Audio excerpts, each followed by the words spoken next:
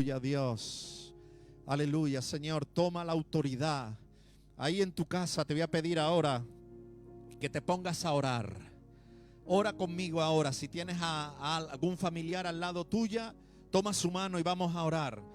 Le voy a pedir aquí, yo sé que está ahí liada controlando porque hemos tenido muchos problemas con la transmisión, pero vamos a unirnos como familia en el nombre de Jesús y vamos a orar juntos. Si tú tienes a algún familiar ahí al lado tuya, vamos a orar en esta tarde en el nombre de Jesús. Vamos a orar juntos. Padre, en el nombre de Jesús, tomamos autoridad sobre nuestras casas. Tomamos autoridad sobre nuestra familia. Sabemos que el enemigo quiere robar, matar y destruir, pero tú has venido, Señor, a darnos vida y a darnos vida en abundancia, Padre. En el nombre de Jesús ponemos nuestras casas en tus manos. En el nombre de Jesús ponemos nuestra familia en tus manos. En el nombre de Jesús, Señor, ponemos nuestra alma, nuestra vida en tus manos, Señor. Ahora, Padre Santo, toma autoridad, control y señorío sobre cada una de nuestras vidas. Padre, hay gloria en tu nombre, Señor. Hay autoridad en tu nombre, Señor. Hay poder en tu nombre, oh Señor. Hay fuerza de Dios en tu nombre. Hay fuerza del Espíritu, hay fuego del cielo, hay fuego del Dios vivo, porque nuestro Dios es fuego consumidor. Ahora, Padre, derrama tu fuego sobre la casa de mis hermanos, sobre sus vidas, Padre, derrama tu fuego ahora sobre cada persona que nos está conectando en este momento, en cualquier parte del mundo, Señor, aquí en Carmona, en Sevilla, o también en cualquier otro continente, en cualquier otra ciudad, en cualquier otro país donde tú te encuentres. Ahora, en el nombre de Jesús, el fuego de Dios sobre tu vida. La unción de Dios viene sobre tu vida, rompiendo yugo, rompiendo cadenas, rompiendo ataduras, porque el diablo no tendrá victoria en lo que quiera emprender contra ti, porque tú, por la paciencia, por la oración y por el poder de Dios, tendrás victoria en todo lo que emprenda, tendrás victoria en todo lo que hagas. En el nombre de Jesús hay poder para los que creemos en el Señor, hay poder en la fe en el Señor Jesucristo, porque la fe echa fuera todo aquello que es del diablo. La fe puede enfocarse en lo que Dios ha prometido y lo que Él ha dicho se cumplirá. Aleluya, damos gloria al Señor en el nombre de Jesús. Amén.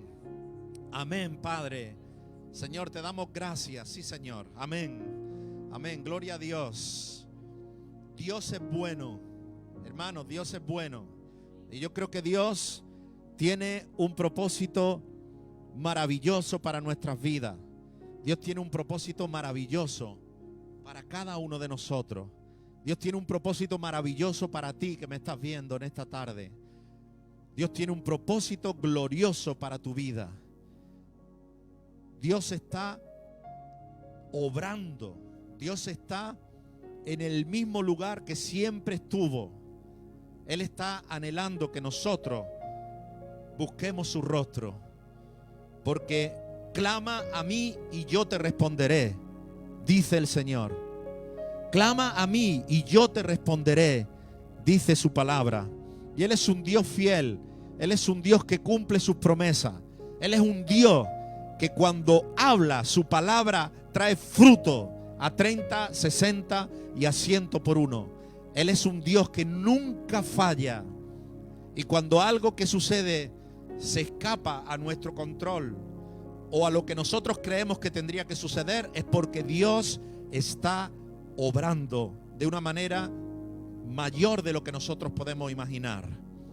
Cuando Jesús envió a sus discípulos en la barca al otro lado y Él se quedó, dice la Biblia que cuando los discípulos iban en la barca, en la mitad de la travesía se levantó una tempestad, se levantó una tormenta, se levantó algo tremendo contra ellos. El diablo quería hundir esa barca. Sin embargo, Jesús se les abrió paso y se les adelantó y llegó hasta donde ellos estaban. Hay veces que nosotros podemos pensar que nuestra barca se hunde y aún podemos pensar que Jesús nos ha dejado solos, como esos discípulos que quedaron solos en su barca. Jesús no estaba con ellos. Esta no es Esta historia que estoy contando no es aquella en la que Jesús estaba durmiendo en la barca y luego se despertó y reprendió la tormenta. Esta es otra vez en la que Jesús se quedó y los mandó solo. Y a veces tú puedes creer que quizás Jesús te ha dejado solo, pero es que a veces Dios quiere que enfrentemos circunstancias y situaciones y desarrollemos fe de saber que aunque no vemos a Jesús, Él sí nos ve a nosotros. He dicho que aunque nosotros no veamos a Jesús, Él sí te está viendo a ti. Y Él le hizo pasar a los discípulos por esa experiencia. Ellos estaban acostumbrados a ver a Jesús al lado de ellos, aunque fuera dormido, como aquella vez que también iba en la barca, porque ellos fueron rápido y lo despertaron. Pero esta vez Jesús los mandó solos para que ellos tuvieran la experiencia de enfrentar una prueba, una tormenta, sin ver que Jesús estaba con ellos. Porque llegaría el tiempo más adelante en que ellos tendrían que enfrentar grandes tormentas y tribulaciones y no podrían ver a Jesús, pero deberían de saber que Jesús sí los estaba viendo a ellos. Y dice la Biblia que cuando estaban ya pensando que iban a morir con esa tormenta, dice la Biblia que a lo lejos vieron venir a Jesús caminando, porque Jesús sabía lo que estaba ocurriendo. Nunca pensemos que si nosotros no estamos viendo a Jesús, significa que Jesús no nos está viendo a nosotros. Nunca pienses que si tú no estás viendo o sintiendo la presencia de Dios al lado tuya, no creas que es que Jesús no está al lado de ti. Él está a tu lado. Él conoce tus circunstancias. Él está viendo las pruebas. Y Él quiere que tú aprendas a caminar sobre las aguas. Él se acercó a esa barca y cuando Pedro vio que era el maestro, le dijo, maestro, dime que camine sobre las aguas, porque Jesús vino caminando sobre las aguas. Y cuando Pedro vio a Jesús, que había venido a salvarlo, que había visto la tribulación que estaban pasando, la tormenta, cuando Pedro vio a Jesús, cuando Pedro vio que Jesús no los había abandonado, que Jesús estaba velando por ellos, Pedro se sintió desafiado por Jesús y dijo, Jesús, si tú has venido caminando sobre la agua, ordena que yo camine también sobre las aguas. Y Jesús no le dijo, Pedro, pero ¿cómo me pides esto? Pedro, qué locura lo que estás pidiendo. No, Jesús se alegró con la petición de Pedro. Y Jesús le dijo, Pedro, ven. Y dice la Biblia que cuando Pedro saltó de la barca al agua, empezó también a caminar sobre las aguas. Y Jesús se gozó. Jesús se goza cuando nosotros, al ver su poder, nos sentimos animados a poder experimentar el mismo poder que Él tiene. Porque eso es lo que Jesús quiere para tu vida. Si Él caminó sobre las aguas para venir a salvar a sus discípulos, su deseo no es estar viniendo siempre caminando sobre la agua. Su deseo es que tú aprendas a caminar sobre la agua. Su deseo es que tú también desafíes la tormenta, porque tú tienes el poder de Dios en tu corazón. Porque de eso se trata la obra que Jesucristo hizo en la cruz por nosotros. Nos salvó, pero al mismo tiempo la promesa que Él le había dado a los discípulos, el Espíritu Santo que está con vosotros, estará en vosotros. Y el día que Él esté en vosotros, las obras que yo he hecho, vosotros también haréis, y aún mayores, dice el Señor. En este tiempo Dios está desafiándonos a entender que nosotros somos llamados a hacer las mismas obras que Jesús hizo y aún mayores. Porque el Espíritu Santo, el mismo Espíritu que vino sobre Jesús el día de su bautismo en forma de paloma, el mismo Espíritu que tomó a Jesús y lo llevó al desierto, el mismo Espíritu que trajo a Jesús del desierto con el poder suyo, con el poder del Espíritu sobre él. El mismo Espíritu que ungió a Jesús, como dice la Biblia, para dar vista al ciego, para que el cojo sea sanado, para liberar a los cautivos. El mismo Espíritu que Jesús dijo, está sobre mí. Él me ha ungido para predicar el año agradable, para dar vista al ciego. Ese mismo Espíritu, Jesús dijo, estará en vosotros. y les ordenó: esperad en Jerusalén hasta que seáis investidos con el poder de lo alto. Y esos discípulos, cuando fueron llenos del Espíritu Santo, comenzaron a hacer las cosas que Jesús había hecho, y aún mayores, porque hasta Pedro con su sombra sanó a los enfermos.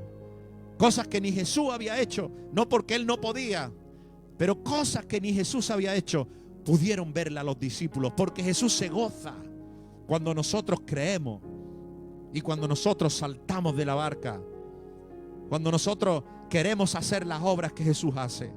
No porque queremos ser mayores, no porque queremos ser importantes, sino porque nos sentimos desafiados, como cuando un ave desafía a sus polluelos, cuando un águila desafía a su cría y las tira para que tengan que volar.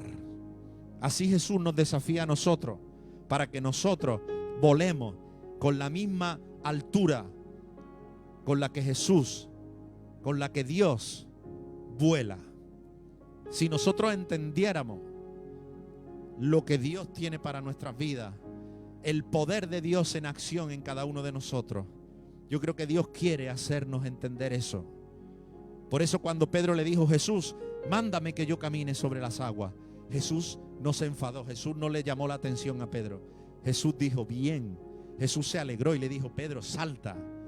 Es más, cuando Pedro dice que vio el oleaje y se vio caminando sobre la agua, se asustó él mismo de lo que estaba haciendo, y entonces comenzó a hundirse. Y dice que Jesús no lo dejó hundirse. Si tú te lanzas en fe creyéndole a Jesús, Jesús no te va a dejar que te hunda. Podrás experimentar situaciones, pero Jesús siempre va a estar a tu lado. Y dice que Jesús levantó a Pedro, lo abrazó, lo sacó del agua y le dijo: Pedro, ¿por qué dudaste? Si Pedro no hubiera dudado, habría seguido caminando sobre las aguas. Y a eso nos está llamando Dios, a eso nos está llamando el Señor, a tener una fe que no duda, una fe, porque eso es lo que Jesús dijo: y esta es vuestra victoria, vuestra fe. La fe vence al mundo. Amén. Gloria a Dios. He escuchado algún amén por ahí por la pantalla. Eso, algunos han dicho un amén tan fuerte que casi me ha llegado aquí. Amén. Gloria a Dios. Y en esta tarde yo había anunciado que íbamos a ver la enseñanza de odres nuevos. Ya todos tenéis, o la mayoría tenéis la nueva enseñanza, el nuevo material de discipulado, odres nuevos, que es una enseñanza preciosa. Y la primera lección habla de odres nuevos. Pero es cierto que nos quedaba pendiente de la enseñanza pasada, nos quedaba pendiente el examen de Naamán. Y eso es lo que vamos a ver ahora en un momentito.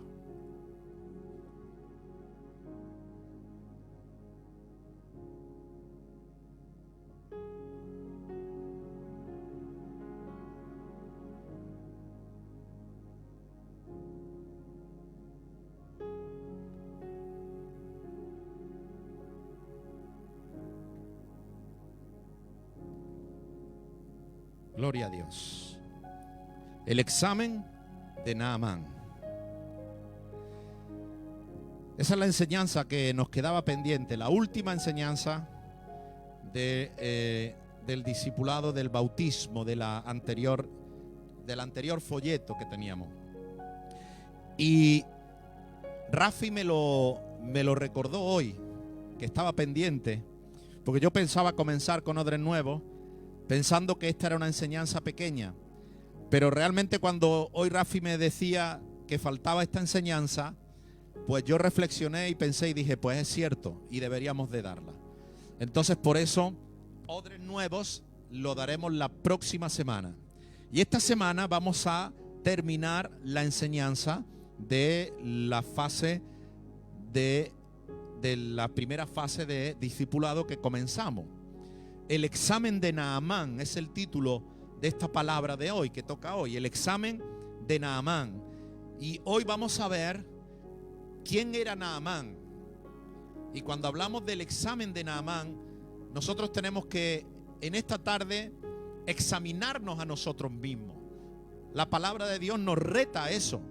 La palabra de Dios, el apóstol Pablo dijo: examinaos pues a vosotros mismos.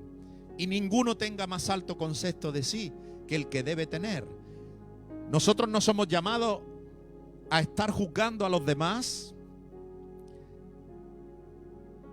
Es cierto que en el cuerpo de Cristo Dios ha puesto pastores, maestros, apóstoles, profetas, liderazgo pastoral, que no es que juzgue a los demás, sino que tienen la responsabilidad espiritual sobre otras almas, y buscando el crecimiento de esas almas, pues claro que podemos darnos cuenta de esos errores, de esas circunstancias que están dañando a hermanos, y podemos ayudarles, podemos ir a su vida para corregir, para instruir, para que puedan caminar derechos, pero nunca juzgues a nadie que no esté bajo la autoridad espiritual tuya.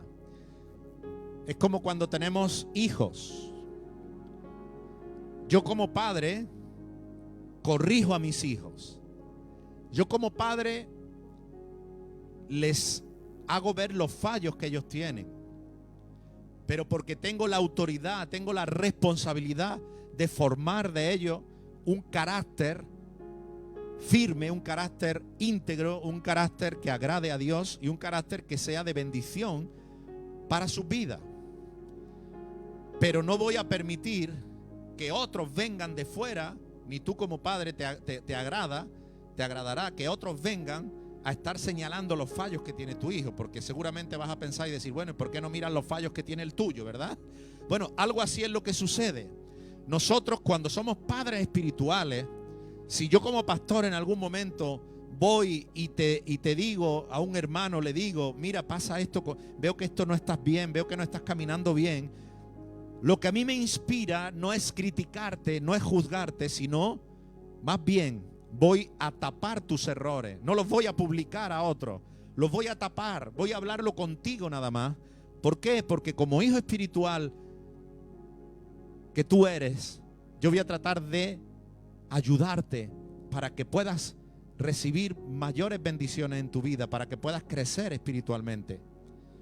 Y así cuando la iglesia se desarrolla, pues Dios quiere levantar hombres y mujeres que tengan también ese corazón de padre pastoral y puedan tener, y tú que me estás escuchando y viendo, eso es lo que Dios quiere hacer con tu vida. Dios quiere levantarte, quiere que tú crezcas para que tengas responsabilidad y autoridad espiritual y puedas discipular a otros. Y entonces tú tendrás hijos espirituales. Y cuando sean tus hijos espirituales y tú estés buscando lo mejor de ellos, cuando les veas cometer un error, vas a ir a hablar con ellos. Pero eso no es juzgarlo, eso es corregir. Eso es la función de un padre espiritual, de un líder pastoral. Me gusta más la palabra padre que líder. Amén. Ahora bien, cuando hablamos de examinarnos, lo que Dios quiere es que nos examinemos a nosotros mismos. Por supuesto también a nuestros hijos, en nuestra familia, y a nuestros hijos espirituales. Pero aún al examinar a nuestros hijos, debemos de examinarnos a nosotros siempre primero. Porque si yo voy a corregir a un hijo espiritual o a un hijo mío, una hija, y de lo que le quiero corregir es algo que yo estoy haciendo, entonces no voy a tener autoridad.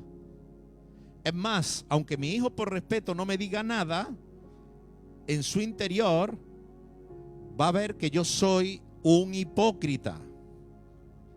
Por tanto, en lugar de hacerle un bien, vamos a hacer un mal. Primero debemos de examinarnos a nosotros mismos.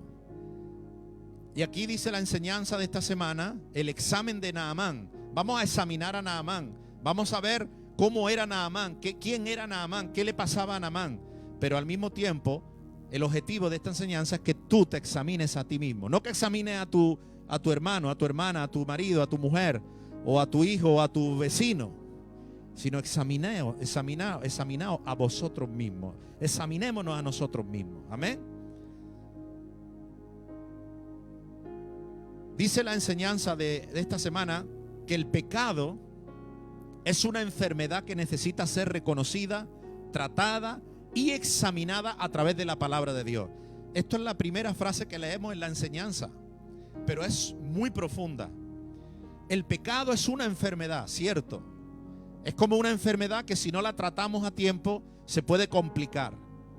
Cualquier enfermedad, si no se cura, tiene consecuencias muy importantes. Aún enfermedades que nos parecen que en sí mismos no son tan graves. Ahora estamos pasando y tenemos un ejemplo claro, que es el COVID-19, el coronavirus.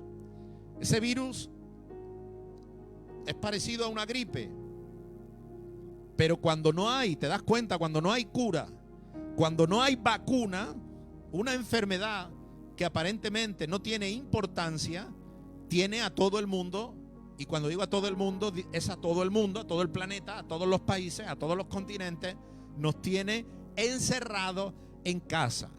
Estamos enfrentando una situación de la dimensión de una guerra mundial. Solo que aquí no es una nación contra otra, sino que son todas las naciones contra un virus. Pero las consecuencias son aún peores. Tenemos víctimas mortales, millones de víctimas a nivel mundial.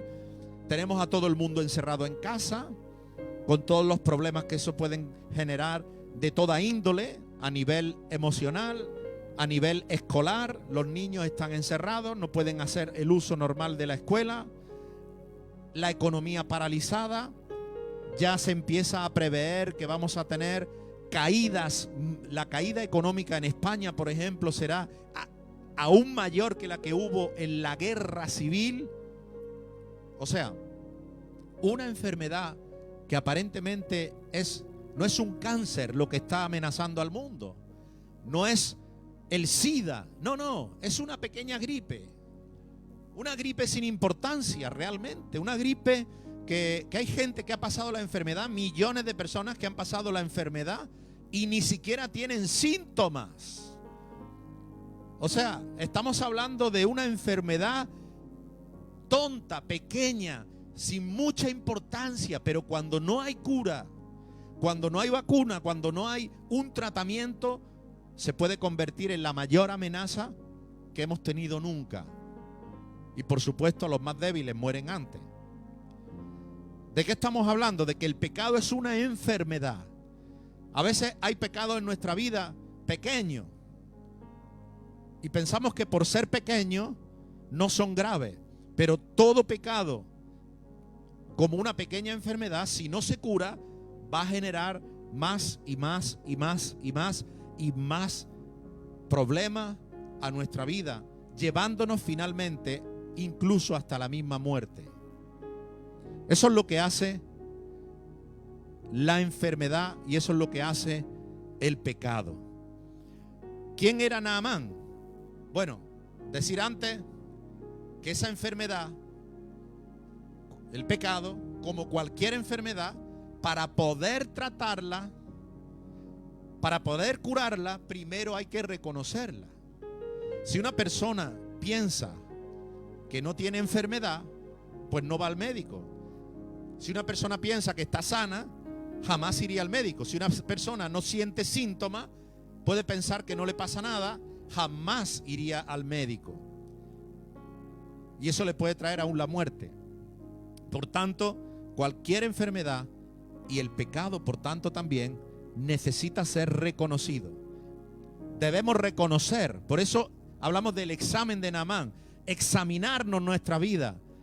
¿Cómo sabemos cuando hay enfermedad? Hay gente que no tiene ningún síntoma, pero cada año se hace un chequeo, se hace una prueba, se analiza la sangre, se analiza la orina, se analiza todo lo más importante para reconocer si está bien o si hay una enfermedad, tratarla a tiempo para que no derive en algo peor. Por tanto, el pecado también es algo que nosotros debemos de examinar. Debemos de examinar nuestras vidas para saber si estamos bien o no. ¿Cómo puedo yo examinarme la sangre? Pues tendré que ir a un laboratorio y que me extraigan sangre y que la analicen. Igualmente la orina, igualmente con el azúcar y otro tipo de cosas. ¿Cómo podemos analizar? Pues tenemos que ir a donde están los medios de prueba, a donde están esas máquinas que están graduadas en los laboratorios que van a especificar y decir si yo tengo azúcar, si yo tengo esto, si yo tengo aquello, si yo tengo colesterol, si yo tengo lo otro. Y lo que digan esas pruebas es lo que hay, porque son máquinas que están diseñadas para decirnos la verdad de cómo está nuestra sangre, nuestro azúcar, etc. ¿Cómo puedo yo examinar si hay pecado en mí? Pues tendré que ir y llevar mi vida a ser diagnosticada. ¿A dónde? A la palabra de Dios. La moral es cambiante. La ética es cambiante. Con el paso del tiempo nos damos cuenta que lo que hoy es malo, mañana es bueno.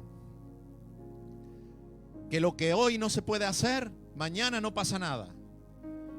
Nos damos cuenta cómo el mundo, la moral va cambiando y normalmente va cambiando para peor. Por tanto, si nosotros analizamos y examinamos nuestra vida a la luz de lo que dice el gobierno, o de lo que dice Podemos, o de lo que dice el Partido Popular, o el PSOE, si nos analizamos en base a las leyes que hay en España, o a las que hay en otros países, podríamos decir, bueno, yo lo que estoy haciendo no está mal, porque legalmente está permitido. Pero la única autoridad que puede diagnosticar si yo estoy bien con Dios, si mi vida está limpia de pecado o qué pecado hay en mí, no es otro que la palabra de Dios. La palabra de Dios es la única guía. Mira, la política hoy dice una cosa, mañana dice otra. Hoy no te puedes casar si eres homosexual, mañana sí. Hoy no se puede hacer esto, mañana puedes abortar, pasado va cambiando. Cielo y tierra pasarán, mas mi palabra nunca pasará. Amén. Por tanto, te conviene examinar tu vida a la luz de la palabra de Dios, porque esa es la línea, esa es la palabra, eso es lo que va a estar eternamente. Cuando estemos a solas con Dios y seamos juzgados por el Señor, Él no va a tomar la ley española para juzgar tu vida. Él no va a tomar las leyes de los Estados Unidos, de la ONU. No, es la palabra de Dios.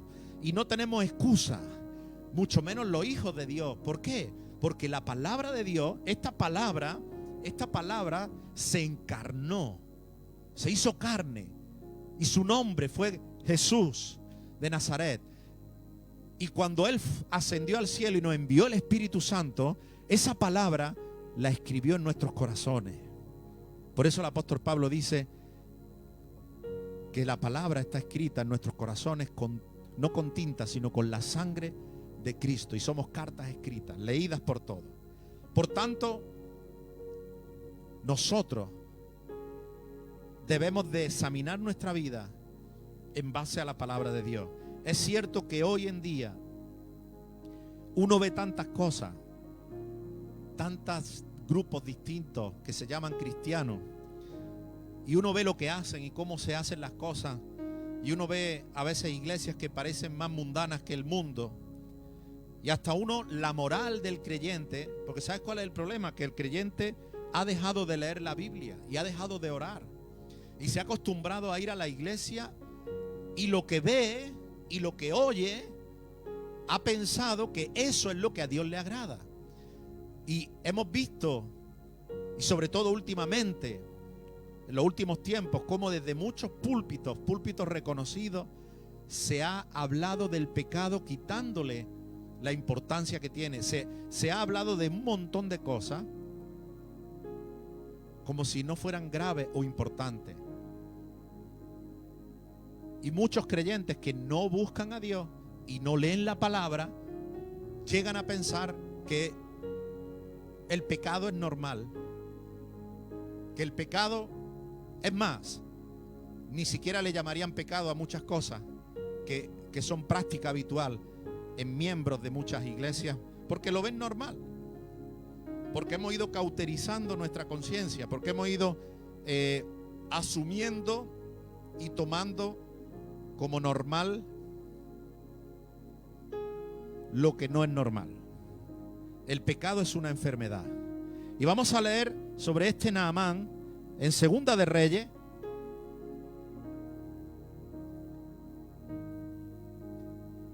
Si tenéis ahí a mano vuestra Biblia, vamos ya a Segunda de Reyes, capítulo 5, versículo 1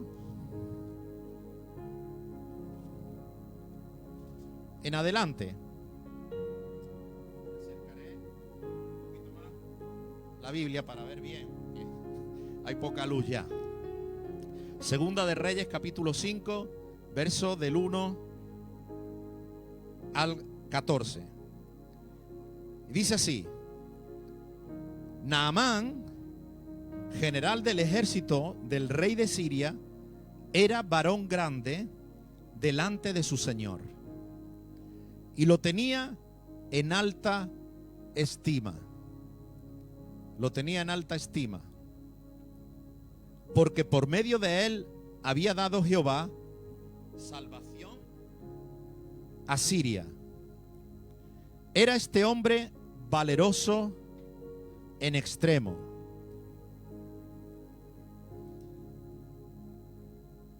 Pero, fijaros lo que dice aquí, pero leproso. Era valeroso en extremo, pero leproso. Y de Siria habían salido bandas armadas y habían llevado cautiva de la tierra a Israel a una muchacha, la cual servía a la mujer de Naamán. Esta dijo a su señora: si rogase mi señora al profeta que está en Samaria, él lo sanaría de su lepra. Entrando Naamán a su señor,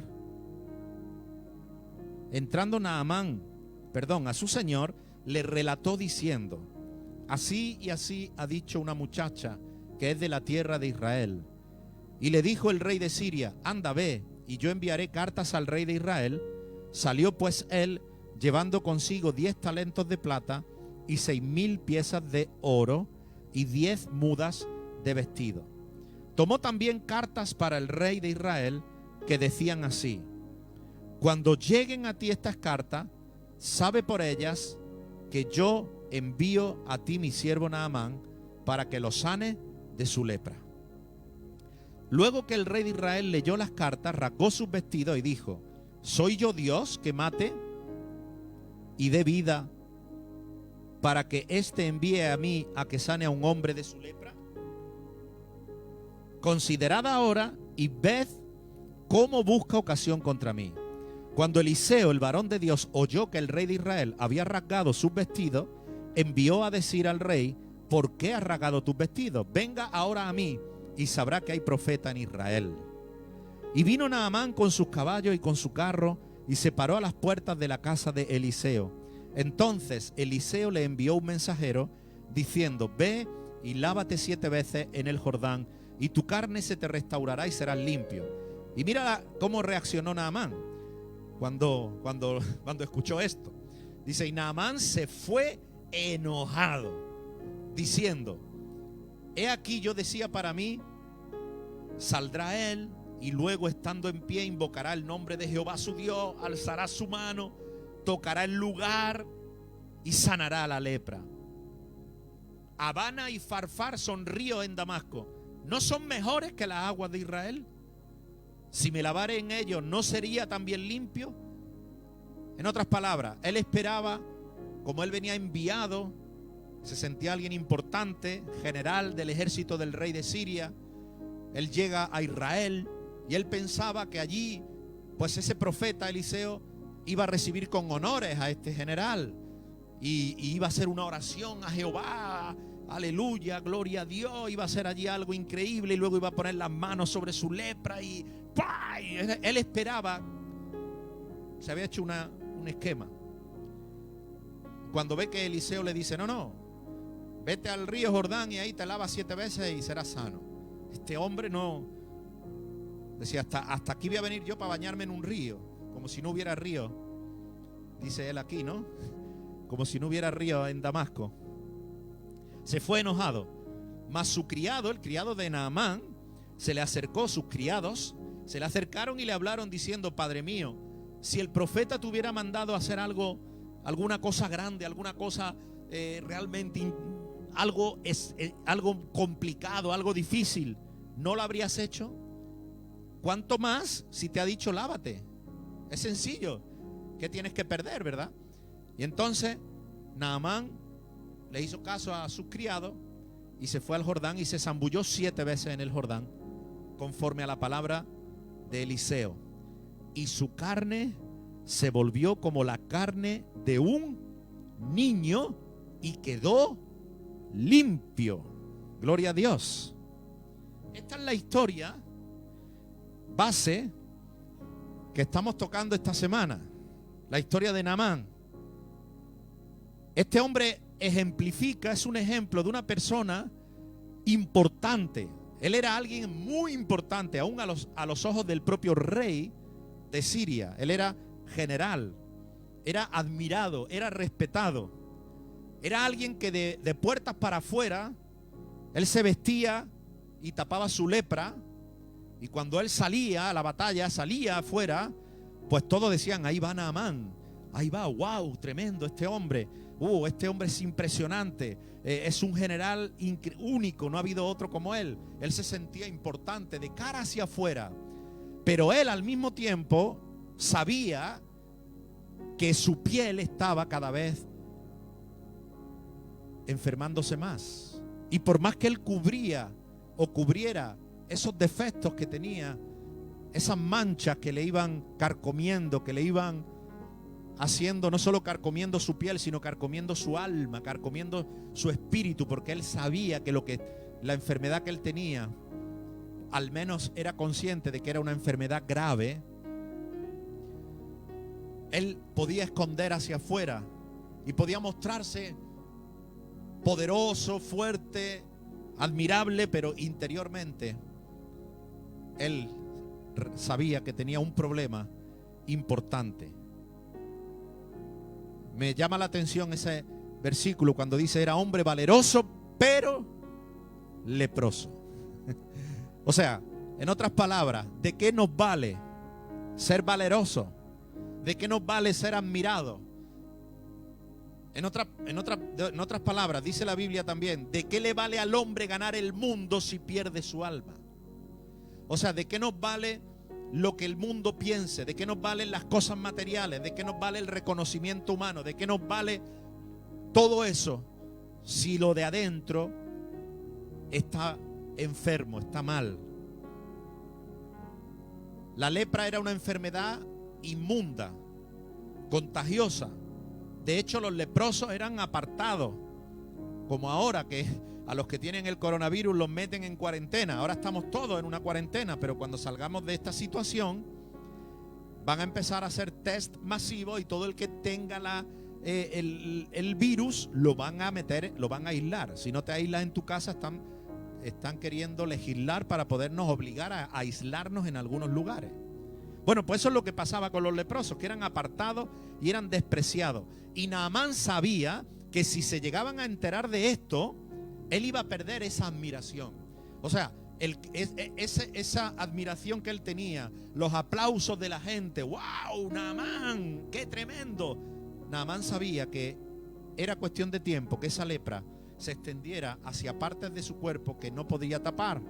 Y entonces todo lo que pensaban de él, toda la admiración, de un día para otro iba a caer totalmente. Iba a pasar de ser admirado a ser excluido.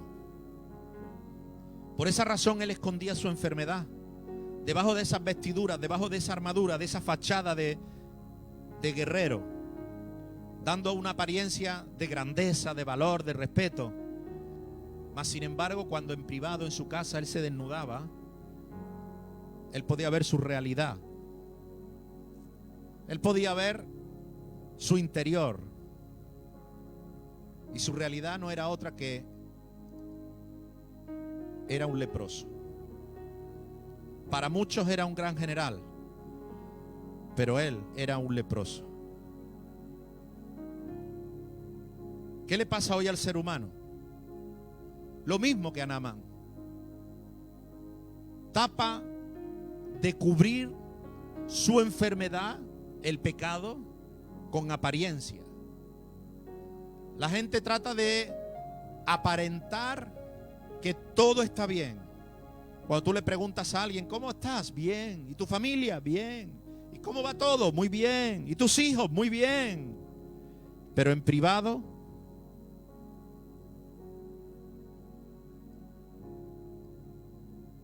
¿cómo está el interior?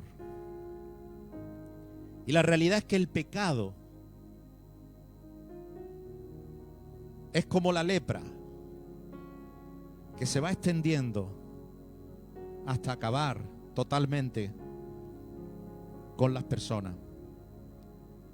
El ser humano hoy cubre su pecado a través de posición, a través de reconocimiento, a través de religión. Yo soy bueno, yo no le hago mal a nadie. Yo voy a misa, yo voy a la iglesia evangélica. No, yo voy todos los domingos, yo canto, yo alabo, yo ofrendo, yo diezmo. Todo eso está bien. Cuando uno dice estas cosas, muchos pensarían, bueno, entonces no hay que ir a la iglesia, no hay que orar, no hay que ofrendar, no hay que... No. Todo eso está bien. Y ser un gran guerrero también estaba bien. El problema es la lepra. Muchos se esconden su lepra a través de la propia religión, a través de la fama, a través de la fortuna, a través del dinero, a través de tantas cosas. Para que Naamán, este general poderoso pero leproso, recibiera sanidad.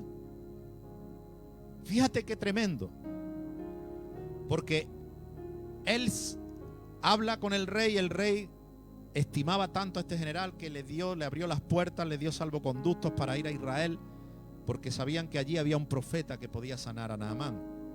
Y el rey valoraba mucho a su general, le dio todo y más, hasta oro y montón de cosas para que pudiera pagar por su sanidad. Sin embargo, cuando este hombre llega a casa del profeta Eliseo, como hombre de Dios hizo lo que Dios le mandó que hiciera, porque si Dios quería algo en Naamán, no era solo sanar su lepra, sino sanar su verdadera lepra, que era ese orgullo, ese carácter, ese pecado que había en su corazón, esa soberbia tan grande que tenía, que ¿cómo lo sé? Porque se manifiesta después en la reacción que él tiene. Y eso es lo que Dios va a hacer con nosotros, porque Dios trata con el ser humano, porque Dios trata con nuestro pecado, porque a Dios le preocupa nuestra enfermedad, la lepra, nuestros problemas de provisión económica. A Dios le preocupa todo eso, pero sobre todo y mucho más le preocupa nuestro pecado, le preocupa nuestra condición interior, le preocupa cómo estás en la intimidad, cómo estás cuando tú estás solo, cuando tú piensas en quién eres tú, cuando no puedes disimular, cuando no puedes aparentar. Dios quiere tratar con nuestro interior, Dios quiere tratar con tu interior. Y Dios quería tratar porque posiblemente la lepra de Naamán era una consecuencia de su orgullo, porque nuestros pecados aún generan enfermedades en nosotros. Y cuando Naamán llega a la vida, a la presencia del profeta, ni siquiera el profeta lo recibió. Ese fue el primer golpe, la primera bofetada que Naamán se llevó. ¿Cómo es posible que este profeta ni siquiera salga? Me manda a través de un criado a decir que me vaya a un riachuelo, porque para él el Jordán era un riachuelo.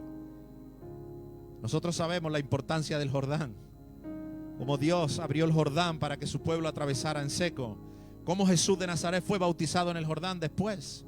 Pero para este general el Jordán era un riachuelo sin mucha importancia.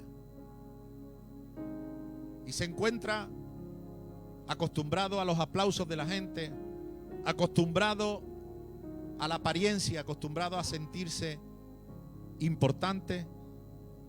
Se encuentra que como Dios conoce quién es realmente Naamán, lo empieza a tratar en su orgullo, en su soberbia, en su altivez.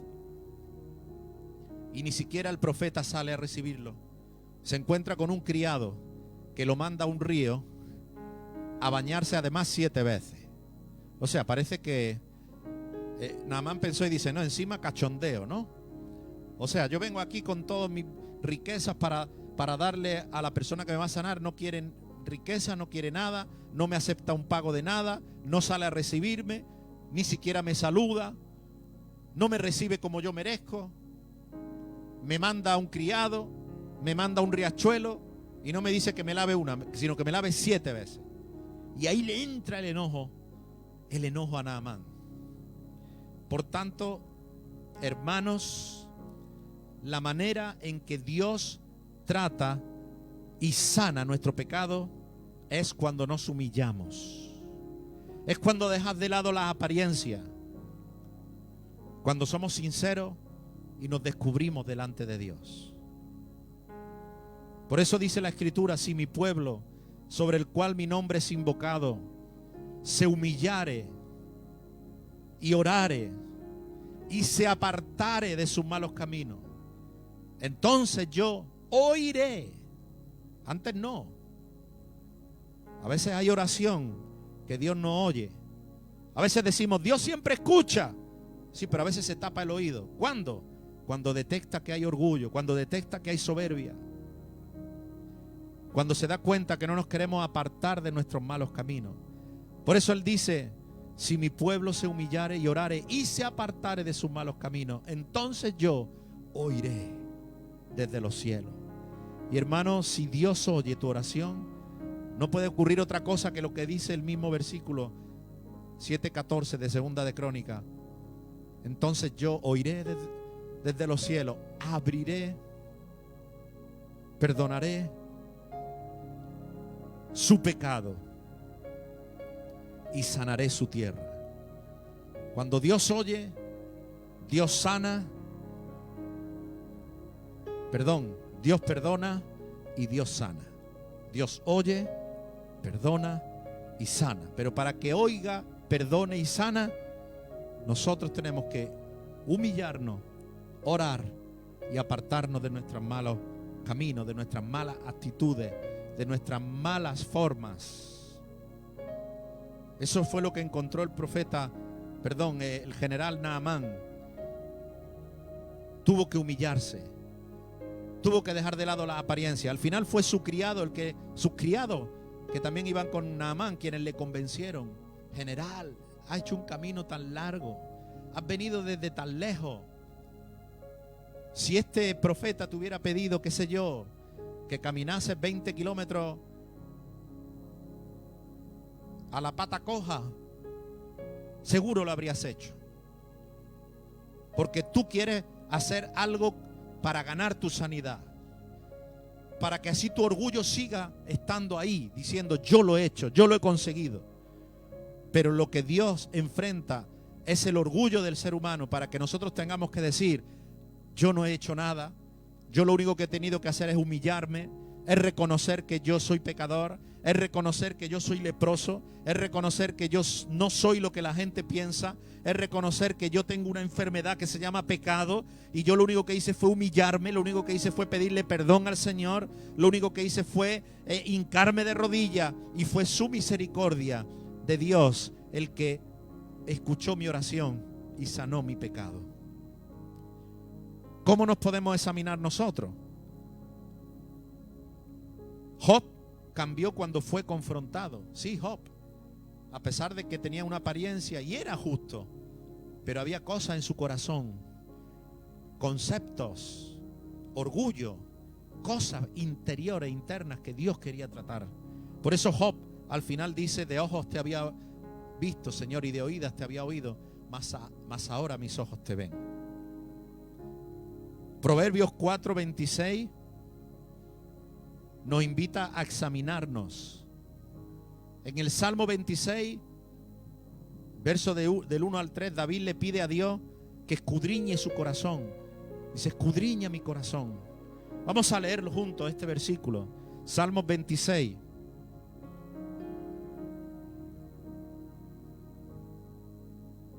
Del 1 al 3.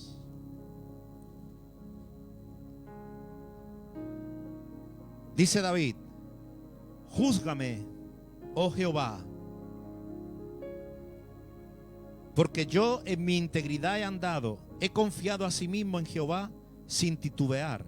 Está hablando David, alguien que caminaba íntegramente. Pero fíjate, aún así, aún caminando íntegramente, David le dice a Dios: escudriñame, oh Jehová, pruébame, examina mi íntimo pensamiento y mi corazón, porque tu misericordia está delante de mis ojos y ando en tu verdad. Escudriñame, Jehová, pruébame. Y si nos vamos al Salmo 51, aunque no aparece ahí en la lección, si quieres apúntalo y lo lees completo esta noche.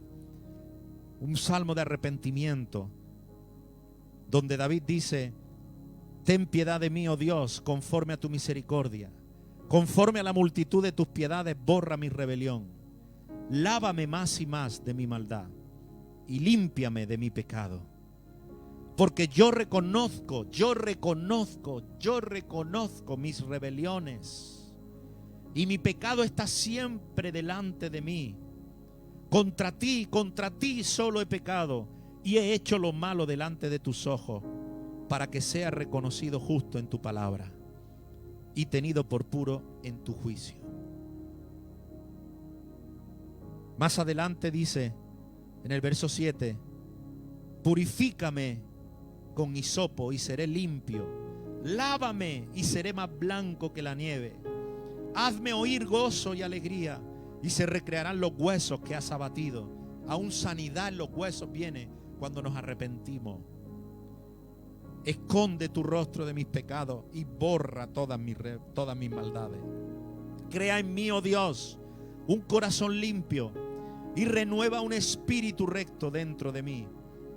No me eches de delante de ti, ni quites de mí tu Santo Espíritu, y vuélveme el gozo de la salvación, y espíritu noble me sustente. David fue rey después de Saúl. Saúl se equivocó ante Dios, pero Saúl le dijo al profeta Samuel: no se lo digas al pueblo. Hónrame, dijo, delante del pueblo. Él quiso hacerse una estatua, él quería el reconocimiento del pueblo, que nadie se enterase. Pero mira la oración de David. Él también pecó, igual que Saúl. Todos pecamos. La diferencia no es que unos pecan y otros no. Todos pecamos. La diferencia es como David, en el momento del pecado, lo que le importaba no es qué piensa el pueblo de mí. Él no le dice a Dios: hónrame delante del pueblo, Señor, que no sepan lo que yo he hecho. Señor, limpia la imagen de tu siervo. No, él dijo: Señor, no quites de mí tu Santo Espíritu. Eso es lo que Dios ama, cuando nos humillamos de corazón y decimos: no me importa lo que piense la gente, yo quiero, Señor, estar limpio delante de ti. En esta tarde o mañana o la hora que sea que estés viendo, si tú estás viendo esta enseñanza, si estás oyendo esta palabra y te sientes identificado ahí donde tú estás, si tú sientes que has vivido aparentando, pero interiormente sabes que hay pecado, que hay lepra, que hay orgullo, que hay cosas que tienen que cambiar en tu vida, que te están trayendo problemas y que si no cambia podrán traerte problemas mayores. Si estás alejado del Señor, si tú me estás escuchando y no te has arrepentido profundamente delante del Señor, yo quiero que tú ores en esta tarde, mañana, la hora que sea. Quiero que tú ores mientras yo oro y entregues tu corazón al Señor, le pidas perdón al Señor y te humilles delante del Señor. Vamos a orar. Padre, en el nombre de Jesús te doy gracias por esta palabra que acabo de compartir con mis amigos, mis hermanos, con todos los que están ahora conectándose a esta señal. Te doy gracias ahora por cada uno. Doy gracias a Dios por tu vida. No sé si estás conectada, Monse, o lo estás viendo después, pero en este momento me ha venido tu nombre a mi mente. Y en el nombre de Jesús yo declaro limpia tu vida. Yo declaro perdón de Dios para tu vida. En el nombre de Jesús, recibe un toque de Dios. Sumérgete en ese Jordán, en ese río del Espíritu Santo. que tu lepra será limpiada. Pero sumérgete no una, ni dos, ni tres, 7. 7 es número que significa plenitud. Necesitamos sumergirnos infinitas veces en la presencia, en el río de Dios. Tú que estás viendo ahora en el nombre de Jesús, que estás diciendo yo quiero estar cerca de Dios, quiero hacer las paces con Dios. Ahora arrepiéntete, dile: Señor, perdona mi pecado, me entrego a ti, Señor, comienzo una vida nueva, limpia mi corazón, Señor. Y a partir de hoy busca a Dios. Quédate conectado a este canal, a cada enseñanza. Cuando salgamos de este confinamiento, busca una iglesia cercana donde tú vives. Congrégate, una iglesia donde se predique la palabra de Dios pura y donde se adore a Cristo. Padre, en el nombre de Jesús, te damos gracias en esta tarde. Te bendecimos, te adoramos y te glorificamos, Señor, porque tú eres bueno, Padre, porque tu misericordia es para siempre, Señor. Yo te doy las gracias a ti, Señor, te doy la gloria y te pido que tú bendigas cada persona, cada casa, ahí donde se encuentran, que tu gloria descienda sobre ellos, tu paz sobre ellos, que haya un antes y un después desde este día, Padre, en el nombre de Jesús. Amén y amén. Hermanos, que el Señor te bendiga grandemente, que el Señor te guarde tu casa, guarde tu familia, que tu vida sea bendecida y prosperada en todo aquello que emprendas bajo la mano del Señor. El Señor te guarde siempre y te bendiga. Hermano, seguimos adelante, seguimos en contacto, sigamos orando unos por otros. No te olvides de orar por los hermanos, unos por otros. Oremos, que el Señor tiene grandes cosas preparadas para nosotros. Que Dios te bendiga. Gracias por estar ahí, por la paciencia también de haber esperado hoy que la transmisión se ha retrasado un poquito. Que el Señor te bendiga grandemente. Amén. Gloria a Dios.